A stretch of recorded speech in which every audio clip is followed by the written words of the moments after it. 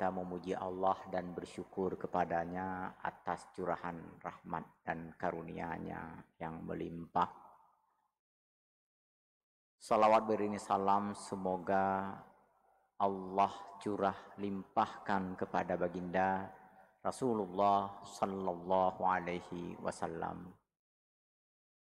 Semoga rahmat, cinta dan kasih sayang Allah juga tercurah kepada seluruh anggota keluarga beliau, kerabat dan sahabat beliau, zuriat dan keturunan beliau, juga kepada seluruh para aulia, para syuhada, para ulama mutaqaddimin dan ulama mutaakhirin, pengikut-pengikut beliau termasuk kita di antaranya, serta orang-orang yang beriman hingga akhir zaman. Seandainya ada di antara kita yang sedang menghadapi masalah, semoga Allah tunjukkan jalan keluar yang terbaik. Apabila ada yang sedang kurang sehat, sama-sama kita doakan semoga diberikan kesehatan dan kesembuhan oleh Allah Subhanahu wa taala. Begitu pula jika ada di antara saudara, sahabat, kerabat dan anggota keluarga kita sedang ditimpa musibah, semoga Allah berikan kesabaran dan ketabahan kepada semuanya. Dengan mengharap rahmat, ridha dan hidayah Allah, kita mulai pengajian pada malam hari yang berbahagia ini dengan sama-sama membaca basmalah. Bismillahirrahmanirrahim. Dalam 2 hari ini ada beberapa orang yang kita sangat kenal mereka, dipanggil oleh Allah Subhanahu wa taala. Orang-orang yang sangat kita kenal dan mungkin orang-orang saleh di antara kita yang kita kenal baik,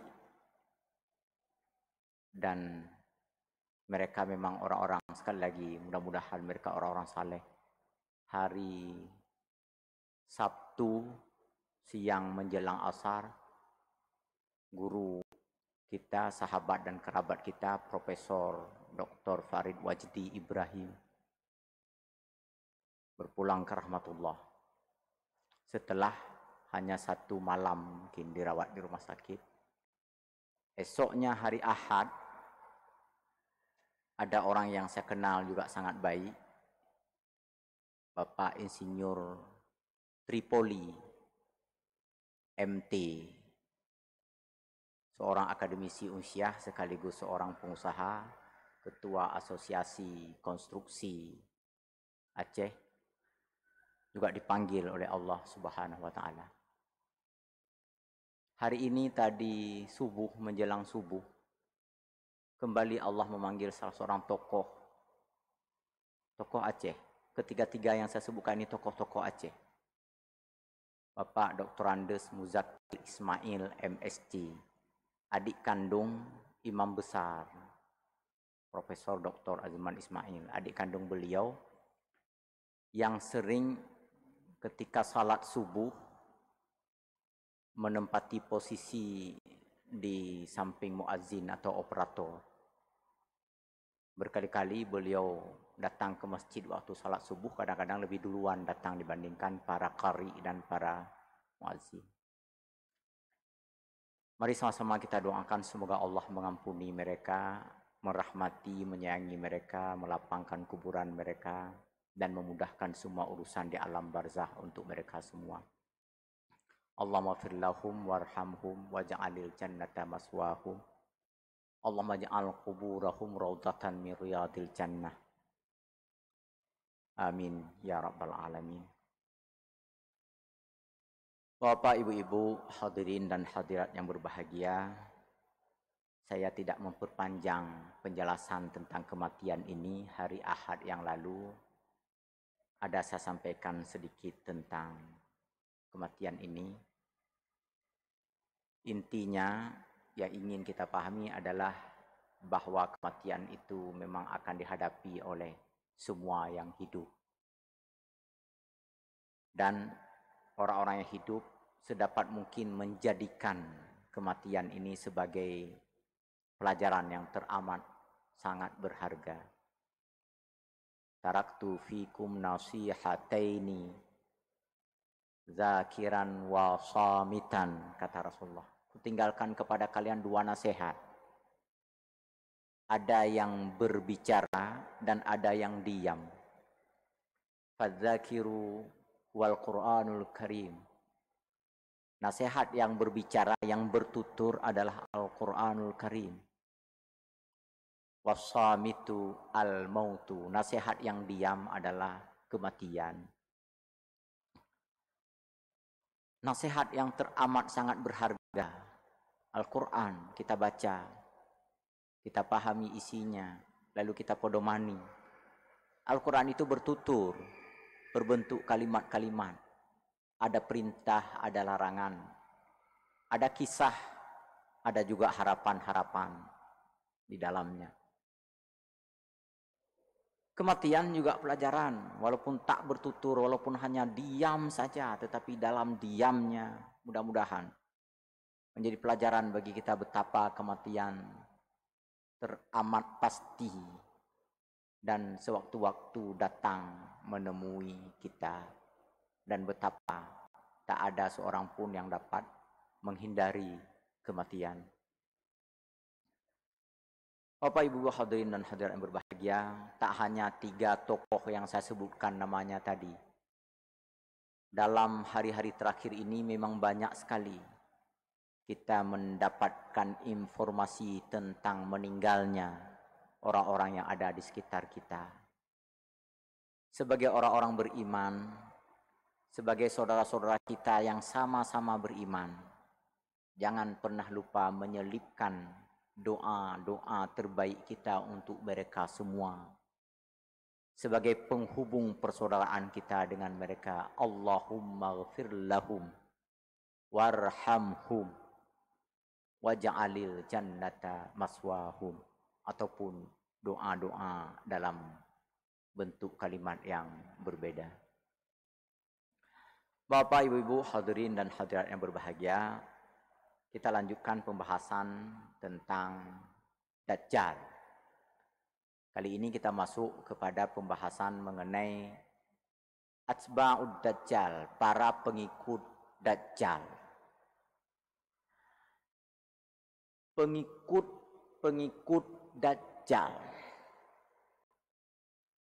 Perlu kita ketahui, perlu kita kenali. Jangan-jangan kita pula yang ada di dalamnya. Memang di sini tak disebut nama, yang disebut adalah identitas-identitas tertentu saja. Ciri dan sifat-sifatnya saja. Mudah-mudahan dengan mengetahui ciri dan sifat-sifat itu, kita dapat mengupayakan diri meminimalisir, memperkecil untuk memiliki sifat-sifat tersebut dan sedapat mungkin menjauhkan diri dari orang-orang yang memiliki sifat dan karakter itu, dari orang-orang yang memiliki identitas yang seperti itu, agar kita tidak terpapar oleh sifat pengikut Dajjal ini. Bapak Ibu, terlalu sering kita ditatar, diingatkan tentang bahaya terpapar radikalisme, terpapar terorisme, macam-macam. Sangat jarang yang mengingatkan kita peluang-peluang akan terpaparnya Dajjalisme. Makanya perlu kita ketahui siapa sebenarnya pengikut Dajjal itu. La syakka anna Dajjala ma'a ta'addudi qudratihi wa tanawwu'i fitnatihi wa isti'maluhu li asalibin mukhtalifatin li idlalin nasi wa jarrihim ila atba'ihi. Tentu saja tidak diragukan sedikit pun, Dajjal memiliki kekuatan, kemampuan tertentu yang diberikan oleh Allah Subhanahu wa taala, yang dengan kemampuan itu dia dapat menyohor diri, mempersohor diri menjadi sosok yang terkenal, yang banyak followernya, banyak pengikutnya, karena pandai menyihir dan memperdaya, mempengaruhi dan memberikan janji-janji sehingga pengikut-pengikut mereka semakin hari semakin ramai.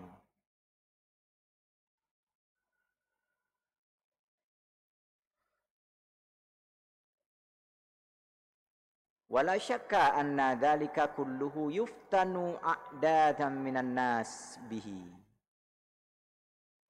Dan tak diragukan lagi bahwa semua itu merupakan fitnah, cobaan bagi orang-orang yang hidup di akhir zaman ini untuk menguji kualitas dan mutu iman yang dimiliki oleh orang-orang yang beriman. Fayattabi'unahu robatan fima indahu. Boleh jadi orang-orang yang hidup di akhir zaman ini nanti akan menjadi pengikutnya secara sukarela, secara senang. Kenapa? Karena tergiur oleh janji-janji yang dibawa oleh si Dajjal ini. Karena mengharapkan adanya keindahan-keindahan serta pesona yang ditawarkan oleh sang Dajjal ini. Au ruhbatan mimma indahu, atau karena takut. Jadi ada dua kemungkinan ini menjadi pengikut. Yang pertama karena memang suka, yang kedua karena takut untuk tak jadi pengikut. Nah, yang menjadi suka, ada iming-iming yang diharapkan ketika Dajjal berjanji akan memberi sesuatu, akan memfasilitasi kehidupan. Maka kita pun segera berlari ke sana. Nyopah aja lagi anjino. Bani pegahnya untuk BLT, berangapu je. Gede berangapu. Nyom untuk je. Pokoknya kalau udah diberikan janji, banyak sekali pengikutnya, banyak sekali yang mau mengikuti. Berkali-kali pemilu saya sudah sampaikan di sini, pilkada, pilpres itu telah memberikan bukti yang sangat akurat kepada kita betapa kita mudah sekali terpedaya dan terpesona dengan janji-janji yang diberikan itu, dengan tawaran-tawaran yang harga teramat sangat murah untuk ukuran kepribadian seorang beriman. Maka ketika Dajjal nanti menawarkan permata, berlian, harta yang berlimpah, kewenangan dan kekuasaan, maka gatai dan hijau mata mendung. Baru ditawarkan jadi komisaris BUMN aja kita udah berebut-rebutan kan. Iman-iman gak ada dum. Melayang segalanya. Sesama orang beriman pun udah saling menghujat, saling mencaci. Kenapa mentume jabatan? Apalagi kalau Dajjal datang nanti, Bapak Ibu berbahagia. Jauh lebih besar tawaran-tawaran Dajjal dibandingkan tawaran siapapun yang pernah ada kita temukan di muka bumi ini. 2 triliun yang ditawarkan bohong-bohongan itu telah membuat gelap mata hampir separuh bangsa Indonesia ini. 2 T bohong-bohongannya. Karabe putu kawat dumurung nangronyo. Dajjal jangankan 2 T, puluhan T, ratusan T pun mampu. Gunung emas pun mampu ia sihir. Gunung pun mampu ia sihir menjadi emas. Siapa yang tak tergiur? Maka inilah orang-orang yang mudah terpengaruh ini, orang-orang yang cepat terpesona, orang-orang yang cepat terpedaya ini. Ya, ini perlu kita ulang-ulang, perlu kita jelaskan agar kita tak mudah dipengaruhi orang. Beristiqamahlah, miliki tekad yang bulat, yang kuat, punya pendirian bahwa yang kita miliki itu mesti berasal dari sesuatu yang halal, dari sesuatu yang memang sesuai dengan usaha dan upaya kita. Beta adna rencana mentume duria runtuh, dalam bahasa orang sekarang. Jadi kalau dapat hadiah tiba-tiba itu girang bukan main, jangan begitu. Nikmati apa yang kita peroleh dari hasil karya, dari hasil kerja kita. Walaupun sedikit, itu jauh lebih berharga. Itu yang mendongkrak prestasi dan reputasi kita dalam kehidupan sehari-hari. Tetapi kalau kita menerima pemberian-pemberian nomplok setiap hari, itu ada apa-apanya. Kenapa bisa nomplok? Maka nggak santai hidup ini. Dan memang nggak perlu terlalu banyak untuk kita koleksi. Nggak perlu untuk terlalu banyak kita miliki kan. Tadi sudah kita sampaikan dalam beberapa hari terakhir ini. Di sana sini kita dengar informasi tentang kematian. Kalau kita mati Bapak Ibu yang berbahagia, apa yang kita bawa? Kan sehelai kain kafan, 3 keping, papan kerendah. Apa ada yang lebih daripada itu? Tak ada bukan? Tidak, nggak ada. Oleh karenanya dengan cepat sekali terpana dan terpesona pembahasan tentang Dajjal ini. Tak ada seorang Rasul pun kata Rasulullah yang tak mengingatkan umatnya tentang besarnya pengaruh fitnah Dajjal. Begitu khawatirnya para Nabi dan Rasul terhadap umatnya yang jangan-jangan nanti di akhir dari hidupnya mereka terpana dan terpesona oleh janji-janji Dajjal itu. Inilah dia. Itu yang pertama. Karena ada harapan, ada keinginan, ada hal-hal yang dianggap akan menyenangkan dengan mengikuti Dajjal ini. Ada keuntungan-keuntungan secara finansial atau keuntungan-keuntungan secara prestise, dianggap hebat.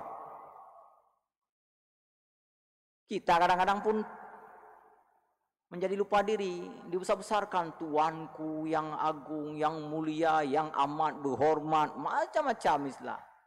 Nyotanya mentengku baca al-ustad, al-mukarram, al-syekh, macam-macam. Nyai je bahu nanya. Sampai ujung buat putih deh, begitulah kira-kira. Prestise. Atau finansial, uang yang melimpah. Tadi sudah saya katakan, uang tu sebenarnya tak terlalu perlu banyak. Yang perlu ada untuk keperluan sehari-hari.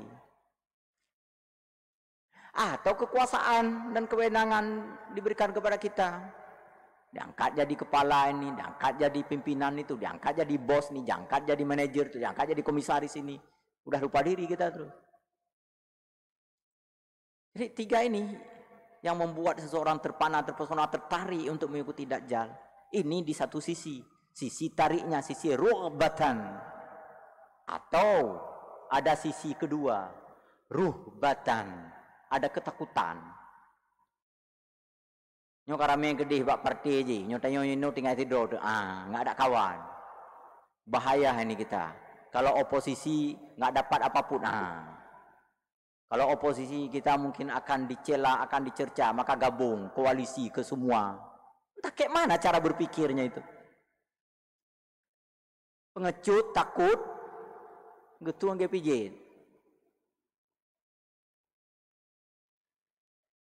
Ini karena ketakutan-ketakutan nanti di akhir zaman banyak orang lalu menjadi pengikut Dajjal. Takut kalau nggak jadi pengikut Dajjal. Entah apa yang ditakuti. Mengikuti Dajjal juga akan mati. Kan ketakutan-ketakutan yang dideskripsikan oleh Allah dalam Al-Quran kan. Apa misalnya al-khawf, al-ju', naqsim minal amwal, anfus, as-samarat, kan sekitar 5 itu. Yang pertama, takut, itu diuji oleh Allah. Lapar, kurang harta, kurang jiwa, maksudnya kurang kawan, kurang anggota, kurang buah-buahan atau hasil panen. Itu ujian-ujian Allah. Jadi nggak ada sebenarnya yang harus ditakuti kecuali kepada Allah Subhanahu wa Ta'ala. Maka bangun sikap yang kritis, sikap yang mandiri, sikap yang merdeka. Besok kita memperingati hari kemerdekaan. Ini kalau udah di depan pejabat, angguk habis-habis tu. Yang kepegah pejabat, kepegah rimung-rimung, kepegah tibui panggang pinyo cik. Betul cik. Bahkan kadari pejabat. Mentalitas sudah bobrok. Karena ketakutan tadi. Dan ketakutan nggak ada. Nggak semestinya dimiliki oleh orang beriman. Orang beriman itu orang yang paling merdeka, Bapak Ibu bahagia. Makanya kalau kita memperingati hari kemerdekaan besok, ingat, camkan bahwa kemerdekaan itu ada pada orang-orang yang beriman. Kalau orang yang tak beriman, dia takut dia. Dia hurung pejabat kahayut je. Dia anggotanya keamanan kayo je. Takut semua. Kenapa? Imannya nggak kuat, imannya nggak mantap. La khaufa illallah, la ilaha illallah. Tidak ada Tuhan kecuali Allah. Juga la khasyata illallah. Tak ada ketakutan kecuali hanya kepada Allah. Apa nggak boleh takut kepada bahaya yang sedang mengintai? Boleh, tetapi jangan sampai berlebihan ketakutannya kepada semua itu. Sampai setara dengan takut kepada Allah. Atau bahkan menyaingi ketakutan kepada Allah. Yang nak berani nyotong jak masjid kenang drop. Kahayu dah yang hamda tujuk jak masjid le. Nyoso yang baca Quran di drop. Nya hayu. So yang pertama nganu bak tafid akan jadi teroris. Macam-macam tuduhan orang-orang kafir, orang-orang liberal di akhir zaman ini kan. Lu buat kita takut. Saya pernah menghadiri sebuah kegiatan di tingkat nasional. Jangan ajarkan ayat-ayat tentang jihad kepada mahasiswa. Saya bilang yang ngomong ini pantengong apa bangai? Nggak ngerti mereka apa itu bangai. Apa tu'minu nabi ba'dil kitab wa takfuru nabi ba'd? Saya bilang. Apa kamu mau mengimani sebahagian Quran saja lalu kalian buang sebahagian yang lain?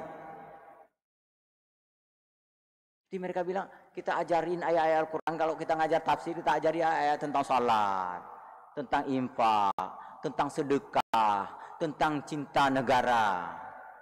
Ayat tentang jihad jangan diajarkan kepada mahasiswa, nanti mereka akan menjadi radikal.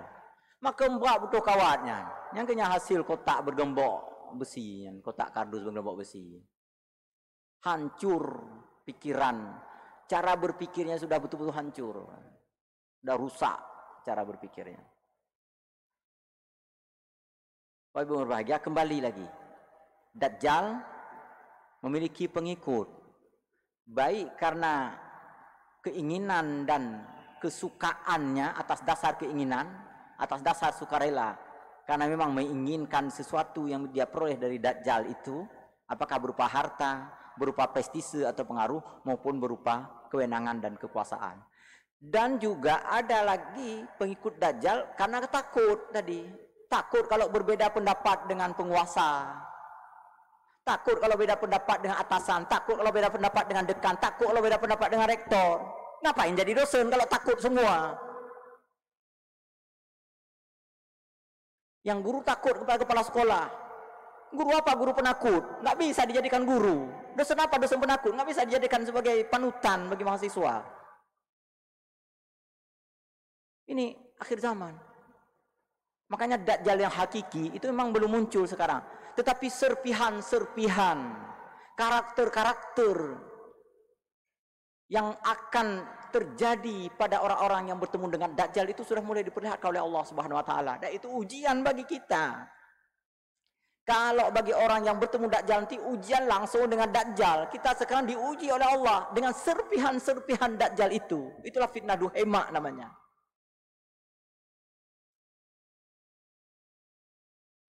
Bapak Ibu hadirin dan hadirat yang berbahagia. Lalu siapa yang menjadi pengikut-pengikut Dajjal baik karena keinginan maupun karena ketakutan?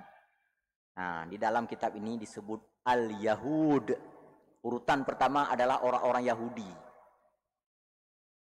Orang-orang Yahudi di dalam sebuah hadis Rasulullah sallallahu alaihi wasallam an Anas bin Malik radhiyallahu anhu anna Nabiyya sallallahu alaihi wasallam qala yattabi'ud dajjal min Yahud Asfahan sab'una alfan alaihim at-tayalisa. Hadis riwayat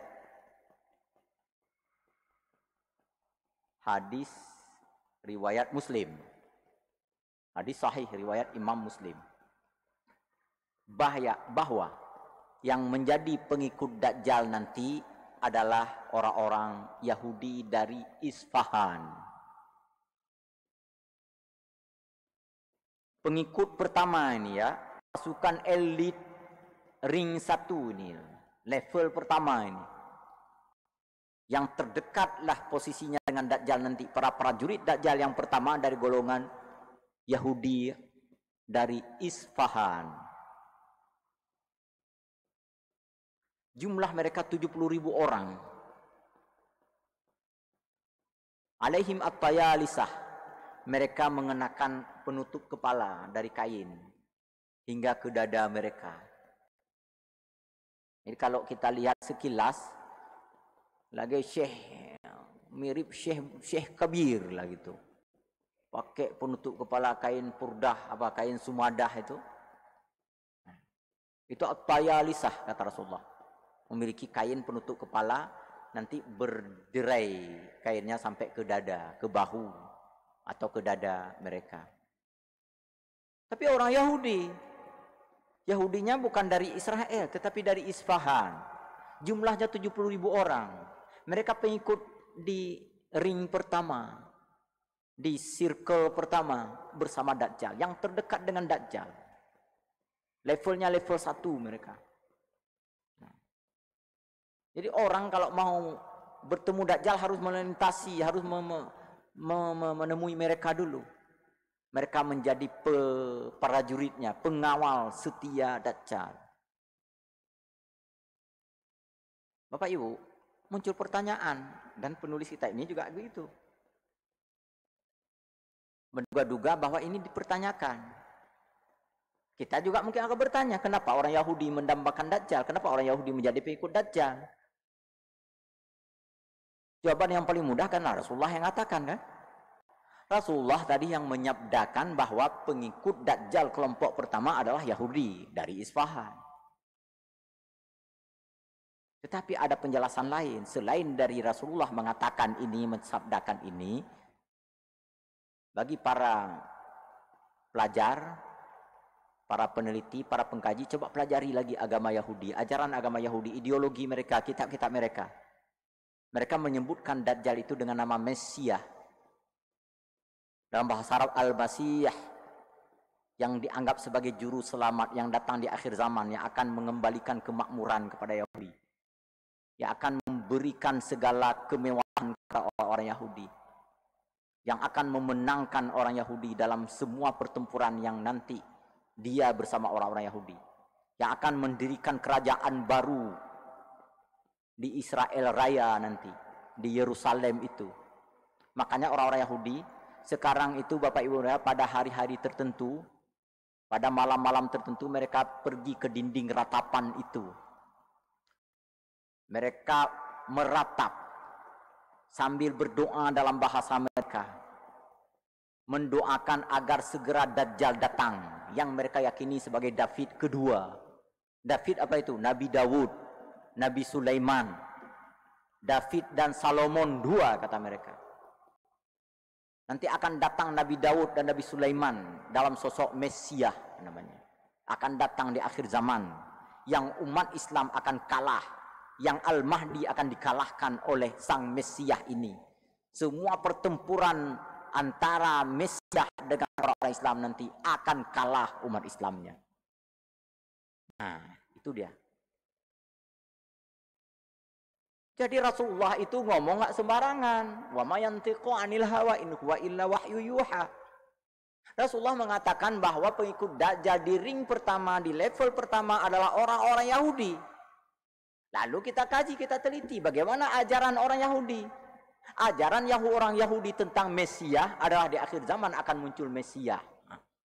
Bahasa Arabnya Al-Masih, yang akan memimpin mereka dalam pertempuran-pertempuran untuk mengalahkan orang Islam. Dan orang Islam yang dicari, orang Islam yang menjadi lawan mereka. Makanya Bapak Ibu, saya berulang mengatakan terutama di mimbar khutbah, jangan pernah kita bersalah-salahan, berkonflik, bertikai dengan sesama umat Islam. Musuh kita telah ada dan banyak. Ngapain kita tambah musuh baru? Apalagi musuh sesama kita. Wah, berbeda-beda mereka tempat belajar, biar saja. Yang penting mereka orang Islam. Kalau ada yang berbeda nanti ya kita cari titik temunya. Apalagi kalau bedanya beda-beda masalah-masalah sunat. Beda masalah-masalah yang memang ada ikhtilafnya di kalangan para ulama. Yang beda adalah masalah yang tidak meniscayakan sah atau tidak sahnya sebuah kegiatan. Beda mak dungkat, naik mak rakwi, naik mak unun. Memang naik yang lebih utama. Naik hantim mak, naik mak dengar kan. Apa mudawamunya? Ngapain kita bertikai dengan sesama umat Islam? Ketika kita bertikai, kita saling membenci, kita saling marah. Untuk apa marah sesama umat Islam? Apa untungnya? Justru kerugian yang menganggap besar. Kita kita sudah jelas musuh kita. Walan tarda angkal yahud walan nasara hatta tatami milatahum. Udah jelas itu. Apa itu tak cukup dengan firman Allah? Baca lagi hadis Rasulullah bahwa di akhir zaman Dajjal akan diikuti oleh para pengikut elit ring pertama Yahudi dari Isfahan. Datang kita jalin kontak dengan Yahudi. Datang kita ke Yahudi-Yahudian. Datang kita marah, datang kita usil ketika ada orang membantu Palestina. Datang kita bersama Yahudi, I stand with Israel. Nyambak butuh kawat, Bapak Ibu berbahaya.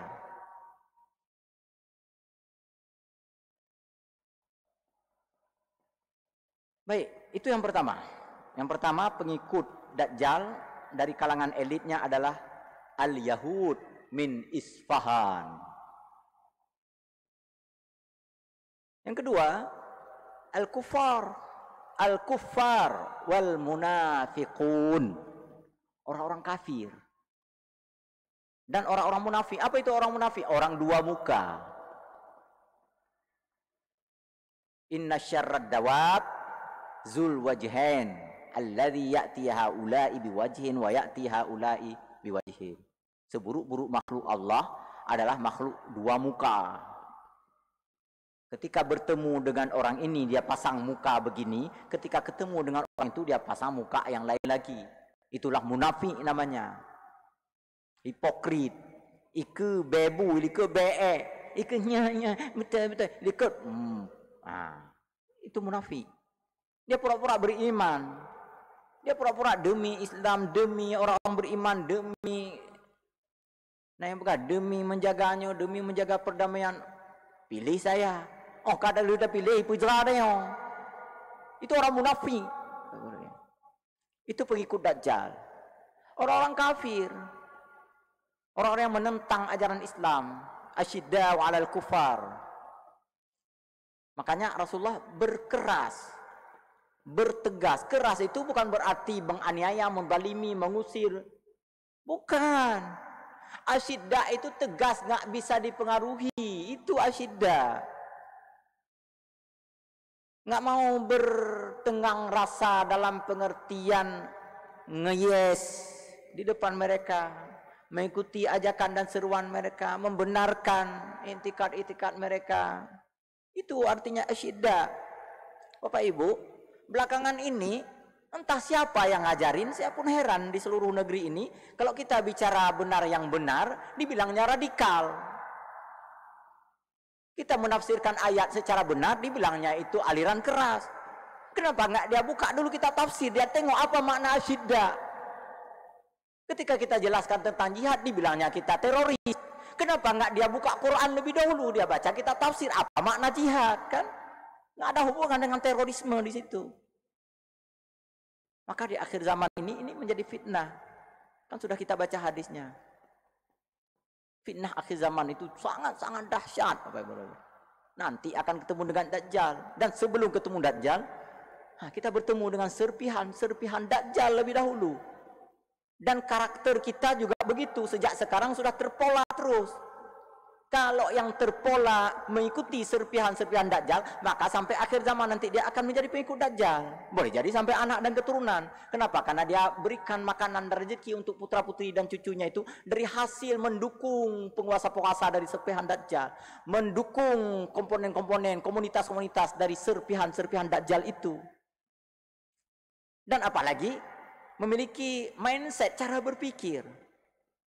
Perspektif, cara pandang, paradigma yang tidak menjaga jarak dengan kekafiran, dengan kekufuran, dengan ateisme, dengan Yahudisme, macam-macam. Maka membuat dia pun mewarisi tradisi ini kepada putra-putrinya. Boleh jadi ya anak dan cucu dan keturunannya nanti akan menjadi pengikut Dajjal. Na'udzubillahi min dzalik. Maka oleh karena itu kita jaga makanan, minuman yang kita berikan untuk putra-putri anak cucu kita, untuk anggota keluarga kita, untuk sahabat dan kerabat kita. Juga kita jaga omongan kita jaga keyakinan kita jaga itikad, kita jaga pengetahuan, kita jaga pembelajaran, kita jaga amalan. Kita jaga jangan sampai kita ikut-ikutan di dalam membenarkan serpihan-serpihan Dajjal itu. Karena makna Dajjal itu kan ada beberapa. Terma Dajjal itu juga bermakna Dajjaluna, Kadzabuna, pembohong. Kalau kita sudah terbiasa di dalam mengikut-ikutan di dalam kebohongan, pembohongan, lalu kita benarkan kebohongan dan pembohongan. Kalau nggak bohong nggak bisa menang misalnya. Kalau nggak curang nggak bisa menjadi pemenang di dalam kontestasi tertentu misalnya. Maka kita berada bersama Dajjal. Tapi baru serpihan-serpihannya. Dajjalun kadzabuna. Para pembohong-pembohong besar di akhir zaman. Sebelum muncul Dajjal yang hakiki. Dajjal yang personal itu. Ada Dajjal-Dajjal dalam bentuk kolektivitas. Dalam bentuk komunitas. Dalam bentuk kepartaian. Yang mana? Yang pembohong-pembohong itu. Omongannya dia bilang kalau ada yang mengkorupsi bansos, potong lehernya. Lalu dia korupsi. Tenang-tenang saja. Bahkan hukuman pun dikurangi.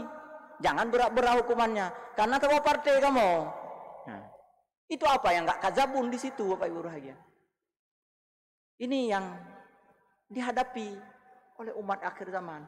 Al-kufar wal munafikun. Al-munafikun ini dia mengaku beriman. Di zaman Rasulullah itu, Abdullah bin Ubay sangat leluasa. Dia pengaruhi orang. Tapi Rasulullah nggak membunuhnya. Para sahabat juga nggak membunuhnya. Ketika seorang sahabat hendak membunuh Abdullah bin Ubay, sang gembong munafik itu, Rasulullah justru melarangnya. Karena memang dalam pengakuannya dia sebagai seorang beriman. Padahal di dalam itu, dia berpura-pura menjadi orang beriman. Itulah gembong munafik. Di tengah-tengah kita sekarang juga nggak kecil kemungkinannya. Ada gembong-gembong seperti itu. Ada orang-orang yang pura-pura beriman. Pura-pura demi rakyat, pura-pura demi masyarakat, pura-pura demi umat. Padahal dia ingin keuntungan-keuntungan, dia mengeruk kekayaan untuk keuntungan-keuntungannya semata. Sekali lagi, pengikut Dajjal yang kedua adalah Al-Kufar wal Munafikun. Yang pertama tadi Yahudi dari Isfahan. Insya Allah, siapa lagi yang ketiga, keempat dan seterusnya akan kita jelaskan pada pertemuan mendatang. Lebih kurang saya mohon maaf, saya memang agak kurang fit malam ini. Subhanakallahumma bihamdika asyhadu an la ilaha illa anta astaghfiruka wa atubu ilaik. Wassalamualaikum warahmatullahi wabarakatuh.